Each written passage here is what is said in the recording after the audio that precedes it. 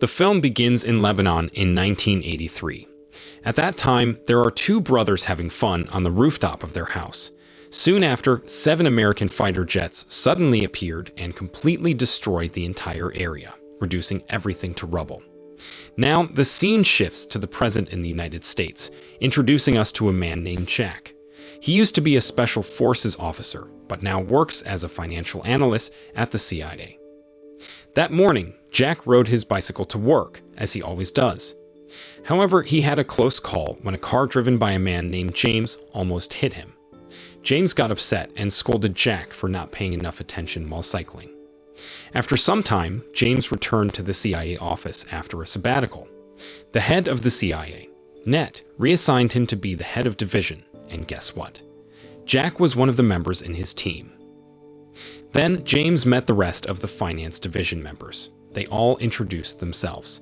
There was Tarek, who tracked signal information in the region and handled the Hawala network in Islamabad, Pakistan. Next was Norin, responsible for the European region. And of course, there was Jack, who kept an eye on the financial transactions of certain groups in Yemen. In the past few months, Jack stumbled upon a huge SWIFT deal and suspected it involved just one person behind it all. This person might be a high-ranking fugitive named Suleiman, who had a lot of respect in Yemen. To make sure about his analysis, Jack asked James for permission to conduct an investigation in the field. Meanwhile, in Syria, an armed group led by Radwan was seen heading to Suleiman's house. But guess what? He wasn't home, so they met his wife, Hanan, instead. It turns out that Radwan had invited a foreign guy who brought his equipment, getting ready for some operation. On the other side of things, Jack got a call from his former leader, Joe, who invited him to a party on Sunday at his place. Jack had trouble sleeping every night as he was haunted by memories of his past. You could see war scars all over his back. The next day, Jack spotted a super suspicious transaction, just like he had reported before. It was a whopping $9 million, and guess who made that transaction? Yep, it was Suleiman. So, Jack immediately asked James to freeze Suleiman's account. But unfortunately, James turned down that request because he still had some doubts about Jack's investigation results. On the other side of things, Hanan was about to serve a drink to the foreign man. But then she noticed something strange. The man was secretly putting an object into a bottle of olive oil. Meanwhile, in Yemen, the secret police team was on a mission, keeping an eye on a Yemeni bank manager who was meeting with 2 suspicious men. At that time, female agent was also close by, trying to eavesdrop on their conversation using a bug-equipped pen. Unfortunately, she couldn't hear them well since she was too far away. Eventually, they managed to apprehend the 2 men for questioning.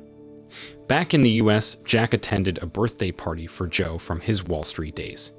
At that time, Joe asked Jack for his opinion on a potential investor from North Korea. However, Jack refused to share any information that might be classified. At the party, he also met a lovely doctor named Katie, who surprisingly turned out to be Joe's daughter. Soon after, a search and rescue helicopter landed at Joe's house to pick up Jack. He was then taken to meet James at an airport. Surprisingly, James, who had previously doubted Jack, now asked him to fly directly to Yemen. Meanwhile, the Yemeni secret police had arrested 2 men suspected of being couriers connected to Suleiman, just like Jack's investigation had suggested. After a while, Jack and James arrived at the secret CIA headquarters in Yemen, where they were warmly greeted by a troop captain named Ahmed. He explained that the arrested men were Omar and his bodyguard Sofan. Both of them admitted they were involved in some kind of business. When Jack checked their cell phones, he found that the phone numbers matched the ones linked to the suspicious transaction. Then, Captain Ahmed tried to interrogate them together, but they still refused to talk. On another note, an armed group called Monty Hole arrived at the CIA headquarters, bringing the bodies of 4 CIA fugitives who had been killed in drone attacks. The CIA, in response, paid them some money. Meanwhile, Jack was there, seen feeding Sofan, who claimed to be just a bodyguard. There, Jack admitted he was just a financial analyst working behind a desk. During their conversation, Jack asked about a scar on Sofan's hand. While this was happening in the cold room where the corpses were kept, It turned out that one of them was still alive and pretending to be dead to infiltrate the place. Turns out he had hidden his weapon inside the stomach of one of the corpses. While all this was going on, Jack started questioning Sofan if he knew someone named Suleiman. Sofan replied that the name Suleiman was quite common in that country. Suddenly, a suspicious car crashed into the headquarters gate, causing a massive explosion. Out of the blue, the CIA's secret headquarters faced a massive attack from an armed group with a huge number of troops. The base turned into a battleground as the armed group managed to break in. During the chaos, one of the CIA soldiers was forced to reveal the location of two men being held there. As soon as the door to Omar's room was opened, he was killed by one of the intruders. Meanwhile, James and many CIA soldiers fought fiercely to fend off the armed group's attacks. In the midst of the battle, Jack attempted to stop one of the intruders, but things took a dangerous turn when the intruder regained control of his weapon just as Jack held a grenade with the safety pin removed. There, Jack threatened that if the intruder fired, he'd release the grenade in his hand. As events unfolded, Jack finally realized that Sofan was not just a bodyguard, but rather Suleiman himself, a highly dangerous figure.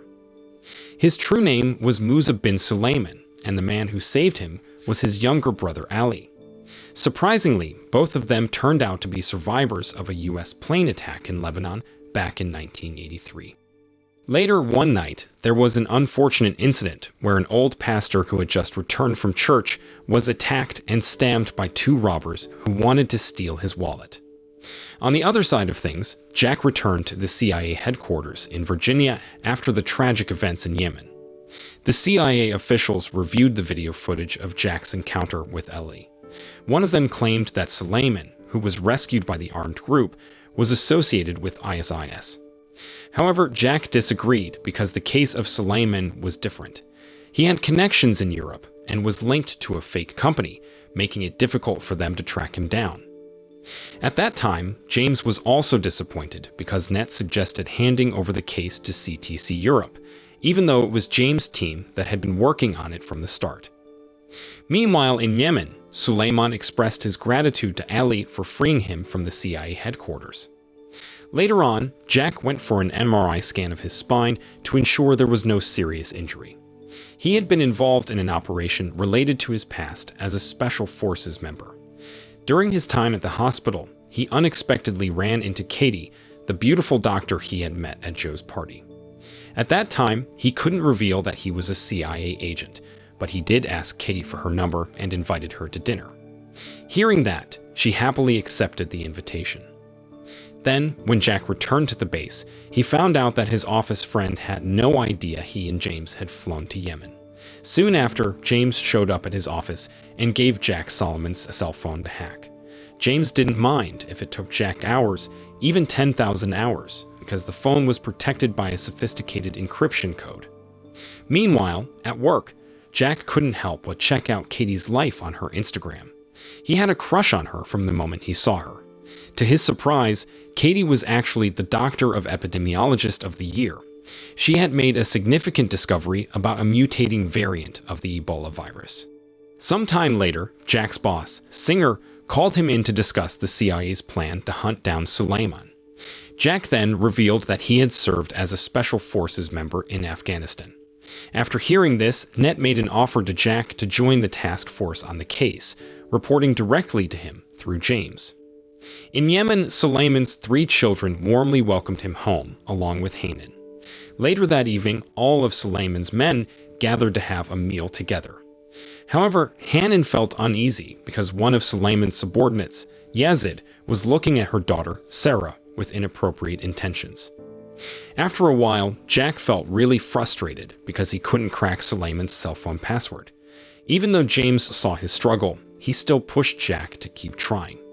This annoyed Jack, especially since James had a reputation for throwing CIA assets from the second floor in Karachi when they refused to talk.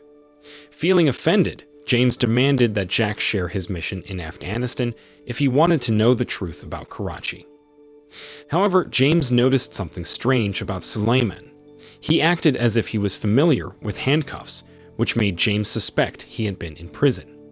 After some digging, Jack finally found out that Suleiman's full name was Musa bin Suleiman, and that he was a French citizen. Then Jack managed to unlock Suleiman's cell phone using his prison number, and discovered that all the recent calls were from Paris. Thankfully, they froze Suleiman's account, which had a whopping $9.5 million.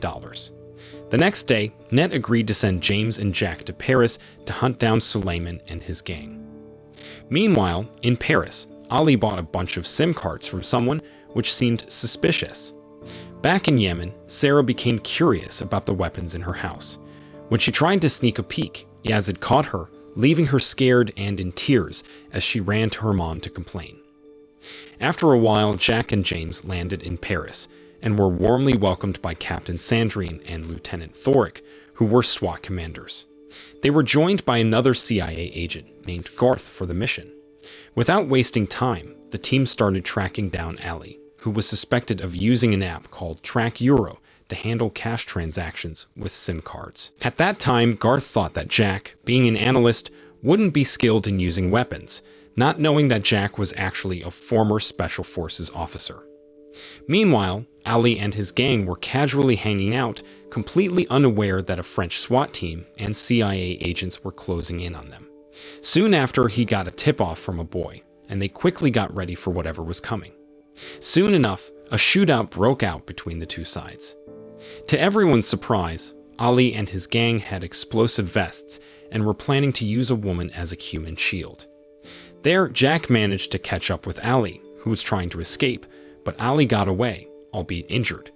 Moments later, a massive explosion occurred at the base where Ali had been hiding before. Things had taken a dangerous turn. Once the situation was under control, Jack returned to the crime scene. He found the bodies of the armed criminal group led by Ali, most of whom came from Syria. Just as they had suspected, Suleiman and Ali had been using multiple SIM cards and the Eurotrack app to smuggle millions of dollars. The scene shifted to an armed group in Syria riding a Honda Grand motorcycle. Suddenly, an explosion occurred, killing one of the men. It turned out that he was shot using a laser from a Wi-Fi plane controlled by an American soldier named Tom from the Nevada Air Force Base headquarters. Turns out Tom and his friends had a bet every time they shot a target. Back with the joint team, they realized that their main target was Ali, Suleiman's younger brother.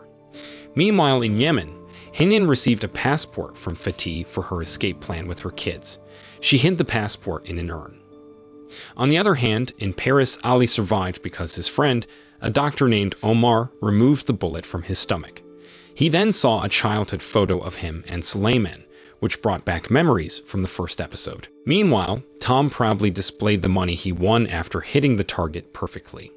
There were 107 notes on the wall, representing the number of people he had shot dead. Strangely, there was no hint of pride on Tom's face despite his actions. Later on, Tom went to a casino, and to everyone's surprise, he kept winning in his games. Even a woman playing with her husband couldn't help but be amazed by his skills. Meanwhile, in Paris, Ali sent a secret message to Suleiman in Yemen using the chat feature in the game Worldcraft to avoid detection by the authorities. Shortly after, Suleiman ordered Ali to leave Paris immediately and head to their meeting place without being seen by any witnesses. On the other hand, the joint team arrived at a location where they suspected Ali was hiding, a member of the Arab community in the area. Soon after, Jack confessed to Sandrine that he only worked as an analyst, but she didn't believe him. Then, at that time, Ali appeared hesitant to follow Suleiman's orders to kill Omar and his kids. At the same time, a boy approached James and revealed that he knew where Ali was hiding. Shortly after, the SWAT team swiftly invaded Omar's house, but to their surprise, Omar and his kids were still alive. However, Ali, their main target, had already fled. Meanwhile, in Yemen, Hanan had no idea that Suleiman had found her passport. When he discovered it, he was disappointed and threw it into the bonfire. In Paris, Jack and his team searched Omar's house for any clues. Soon after, Omar's sons mentioned that Ali had played some kind of game. Later that night, Hanan secretly planned to escape with her kids from Suleiman's house, even though he had caught her making passports.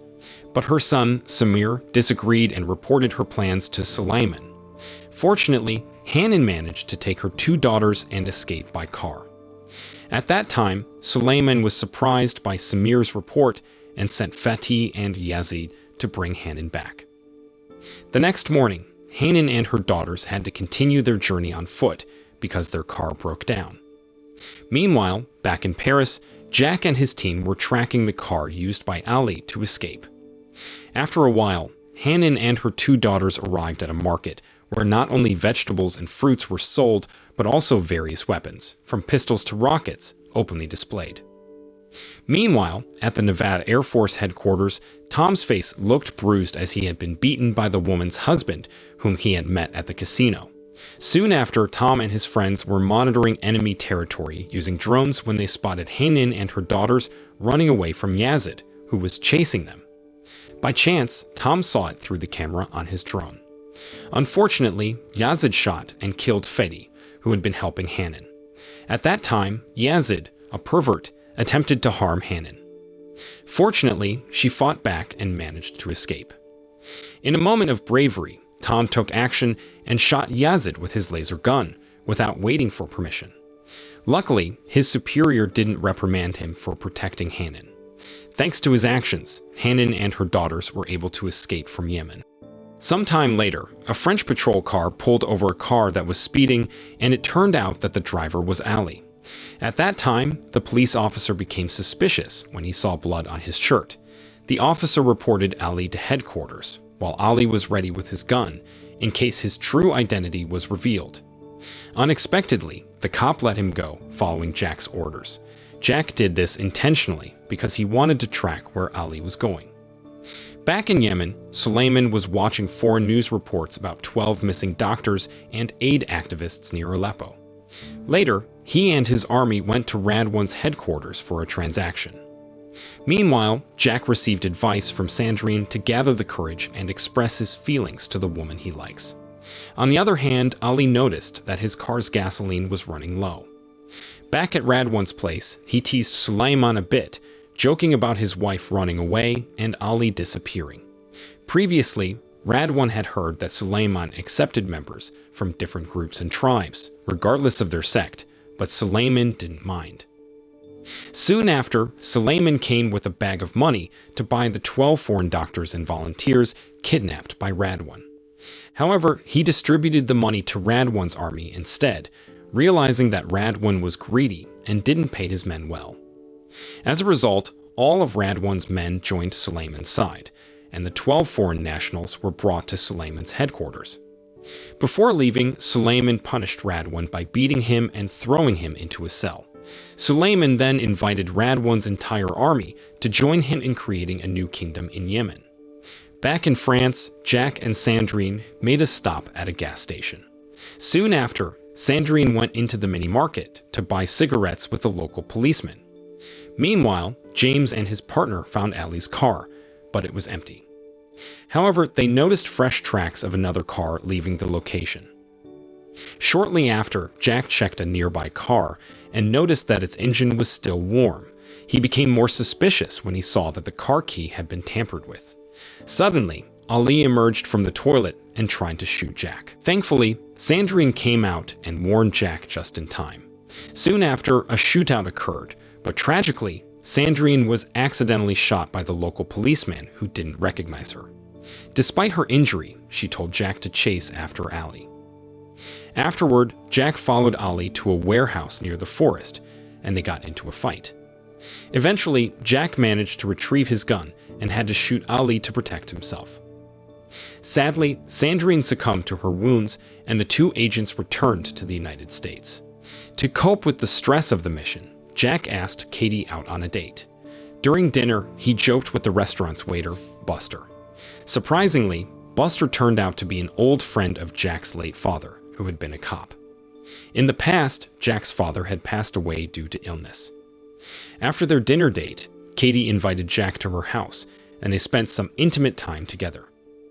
Meanwhile, in Paris, 3 men were shown building dangerous chemical weapons. They sneaked the weapons into a church and assembled them using a cell phone for remote activation. Once the weapons were set, the men locked the church gate from outside, trapping the people inside. At that time, toxic fumes were released, causing the people inside to experience difficulty breathing and coughing.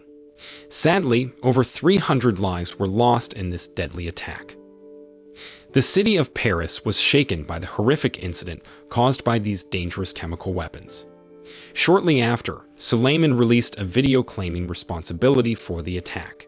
He also warned that the Paris attack was just the beginning, and more massive attacks would follow. When Jack saw the aftermath, he couldn't help but feel regret for shooting Ali. If he hadn't done that, he might have obtained crucial information about the attack plan, potentially saving many lives. James, however, tried to console Jack and assured him that it wasn't his fault. James stressed that the focus should be on preventing future attacks by Suleiman. Meanwhile, Hanan and her daughters arrived at a refugee camp in Turkey, seeking safety. Unfortunately, the officers at the camp turned them away, citing overcrowding. Hanan then saw a news broadcast by Suleiman, urging her to return home. In Syria, dozens of Suleiman's followers were seen undergoing combat training. Suleiman still believed that Ali and Yazid were alive and sent Yazid to bring back his wife and daughter. Soon after, Suleiman encountered a former member of Radwan's army named Ismail, who looked disheveled. He ordered Ismail to clean up, stating that personal hygiene is a matter of honor that should be taken seriously. Then, Suleiman reminisced about his past in Paris back in 2001. He recalled how his friend Michelle had given him a handkerchief when he submitted a paper on digital banking. Sadly, the bank directors rejected his presentation, believing that trust couldn't be established through computers. Meanwhile, at the CIA headquarters, they identified several suspects linked to the Paris attacks. Ansor, an expert in chemical weapons, Jabber, a former Afghan intelligence officer, and an unidentified man. While the officials were debating, Jack had a revelation about the message application system hidden in games, which Suleiman and Ali used to communicate. Shortly after, Jack came up with a plan to impersonate Ali, as no one outside the CIA knew about his death. They then released Ali's status as the second most wanted fugitive on television, fooling Suleiman and his team into thinking Ali was still alive. On the other hand, Tom feels sick and tired of his job, which involves killing people he thinks might carry out attacks, even if they haven't been proven guilty. Meanwhile, Suleiman just got back to Syria after helping some doctors who were held hostage. He provided them with clean water and medicines they needed. One of the doctors, Dr. Nedler, saw Suleiman giving an injection to Samir and offered to help Samir, who was suffering from diabetes. Then, Suleiman remembered his past when he lived in Paris with his friend Ali. At that time, Ali was an unemployed young man who used to steal and do drugs. They both had really tough lives, spending every day on the streets. One day, the police searched Ali and found a gun. At that time, Suleiman decided to take the blame and got himself arrested, telling Ali to run away. Now, let's go back to the present. Hanan is still struggling to get accepted at the refugee camp. Eventually, she had to reveal her identity as Suleiman's wife to the officer. But she refused to disclose Suleiman's hiding location because she didn't want Samir to be harmed. After getting important info about Hanan, Jack reached out to his colleague in Turkey for help, hoping to convince the refugee officer to reconsider Hanan's case. On the other side, Hanan made a desperate move and sought assistance from a mafia, offering her jewelry in return. She was determined to take her daughters to Europe. As for Suleiman's past memories, Ali visited him in prison, shocked to see the drastic changes in Suleiman's appearance, now resembling an Arab. Later, Jack initiated a mission to send messages to lure Suleiman through games. Meanwhile, the French intelligence team prepared snipers to capture the 3 attackers responsible for the church attack in Paris. Soon after, Suleiman's crew member, Ibrahim, received the message from Jack, who pretended to be Ali seeking help due to an injury. There, Jack also shared his current location, prompting Suleiman to send the 3 male attackers to that spot without delay. But then, Ibrahim asked Suleiman to confirm if the person he was talking to was really Ali. To be sure, Suleiman sent a test question, asking about the color of a building from 15 years ago. Luckily, Jack got the answer right, but he couldn't answer the second question. This made Suleiman realize that the person on the other end wasn't Ali. Soon after, Suleiman quickly ordered his men to turn back, but Jack tried to mess with his head, claiming that Ali was dead and that he would find Hanan before Suleiman does. This made Suleiman furious, confirming that Hanan was indeed his wife. Without wasting much time, Jack and James hopped on a plane to Turkey to find Hanan. Meanwhile, Hanan and her daughters had already left in a truck, headed for Europe. The scene shifts back to the past. At that time, Suleiman and Ali decided to do something daring. They stole a body from a special place where victims of the Ebola virus were buried. Now back to the present, Jack and James have landed in Turkey and were picked up by a ministry official named Miller. Meanwhile, Tom took a break from his job and went to Syria. Later on, Hanan and other illegal immigrants stopped at a market to rest. While they were in the restroom, they were shocked to find out that Yazid, who they thought was dead, was actually alive and trying to catch them. Thankfully, Hanan managed to push Yazid away and ran off with her daughters into the forest. Meanwhile, Katie got some information from her friend seen in Liberia. He told her that the Ebola variant 27 virus had resurfaced because some foreigners had bribed officials and exhumed one of the buried bodies of the victims. On the other hand, Jack and James met a brothel owner named Tony who claimed he would help find Hanan. But Tony asked for a high fee, which instantly put Jack off because he didn't like Tony. Anyway, the three of them made it to the truck stop, but upon hearing about Hanan's situation, they hurriedly left to catch up with her as she intended to board a ship near the coast. On their way, they encountered a gate blocking their path near the beach.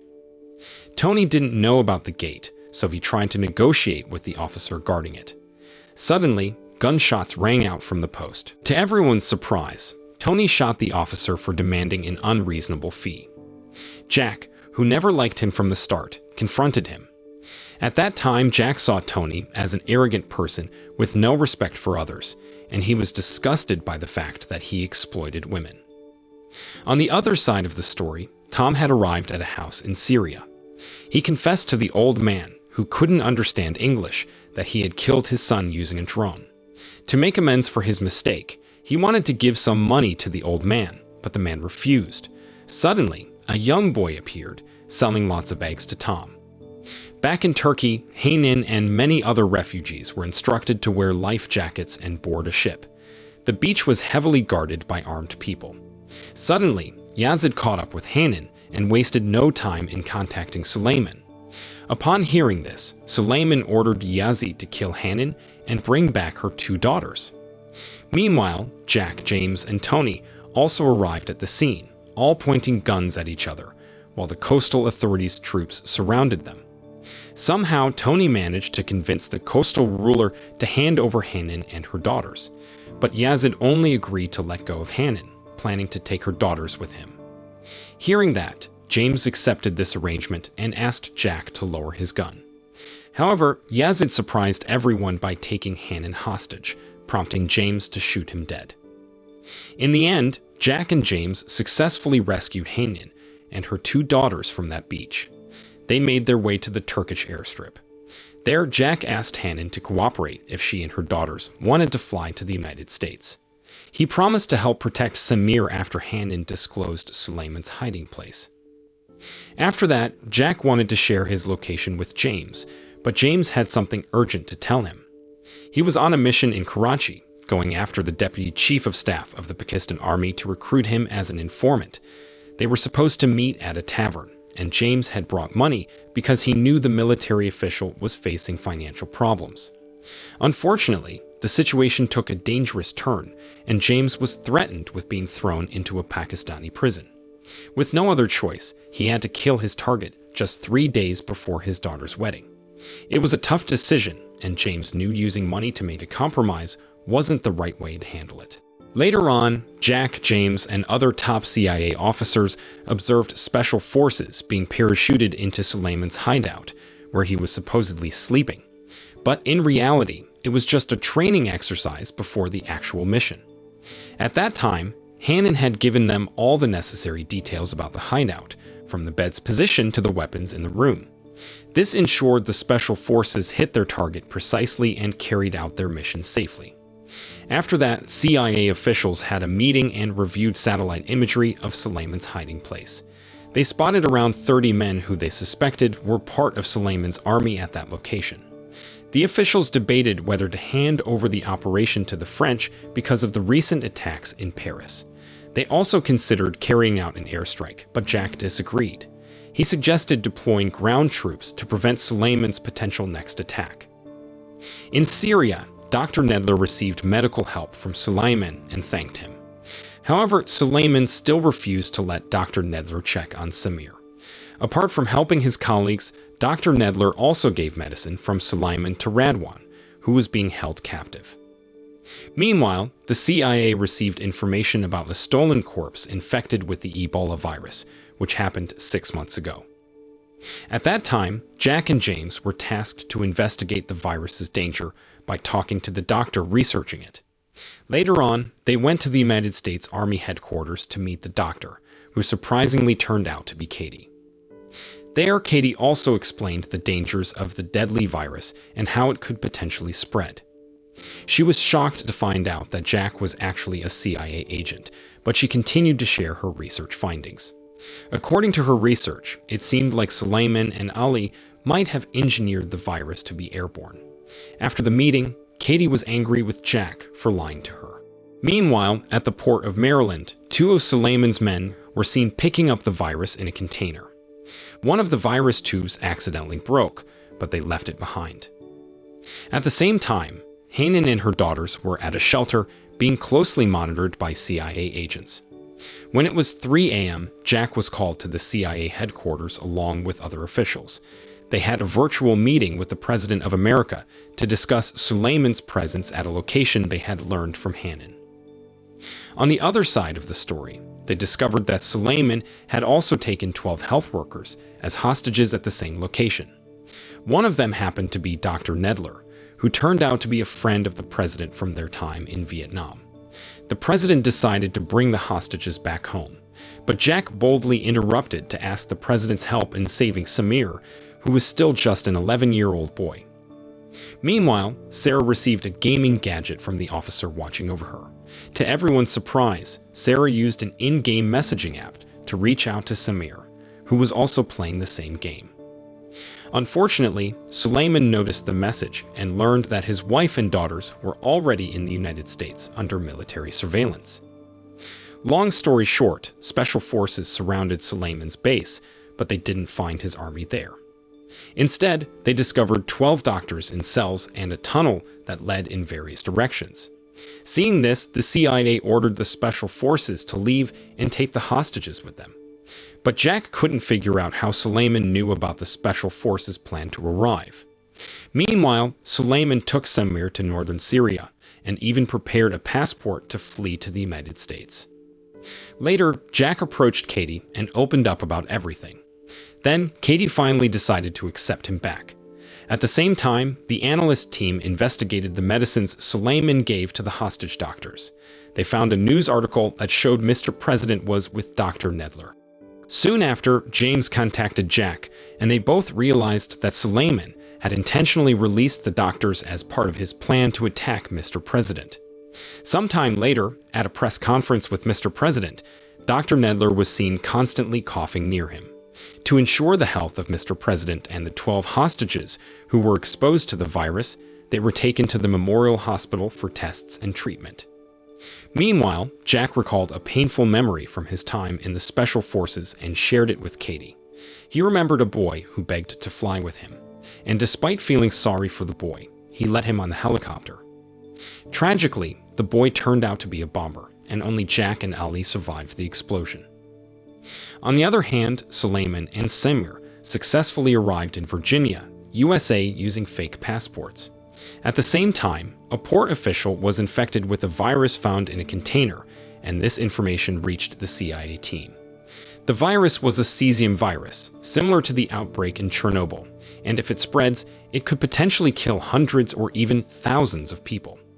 Later, Katie was tasked with checking and ensuring Mr. President's health. Thankfully, he was in better condition than Dr. Nedler. Meanwhile, Jack suspected that some of the murders committed by Suleiman were part of a larger plot, possibly leading to a bigger attack, similar to what happened in France. On the other side, Ibrahim came up with a plan to release the virus using a cell phone-activated air vent. Meanwhile, Jack met with Hanan to gather more information about the virus. Unfortunately, she had no knowledge of the cesium virus or how Suleiman found out about the planned ambush at his headquarters. Later, Ibrahim entered a restaurant in the United States and left a bag behind. It exploded shortly after. Soon after, James informed Jack about the bombing and took him to the location. However, Jack noticed several ambulances heading towards Memorial Hospital, where Mr. President was being treated. Then, they quickly changed direction to warn the president's guards. To their surprise, Suleiman and his men had disguised themselves as ambulance officers and infiltrated the hospital to retrieve the virus hidden in a corpse. Soon after, James and Jack chased after Suleiman, who was allegedly inside the hospital. Meanwhile, Samir and some of Suleiman's men waited outside. Inside the hospital, Suleiman and his men assembled the viral bomb and the trigger for the explosion in the ventilation room. Turns out, Suleiman's plan was to release the virus into the air and kill everyone in the hospital, including Mr. President, within just 30 seconds. Meanwhile, Katie received a warning message from Jack as Mr. President decided to evacuate to another location. At that time, they didn't care about the hospital staff and patients at all. In the end, Katie decided to activate the alarm, prompting everyone to rush out of the hospital. James then spotted one of Suleiman's suspicious men, and surprisingly, Katie was in the same elevator with him. However, when the elevator doors opened, James managed to kill Suleiman's man. On the other side, Jack was still searching the area when he heard James' gunshots.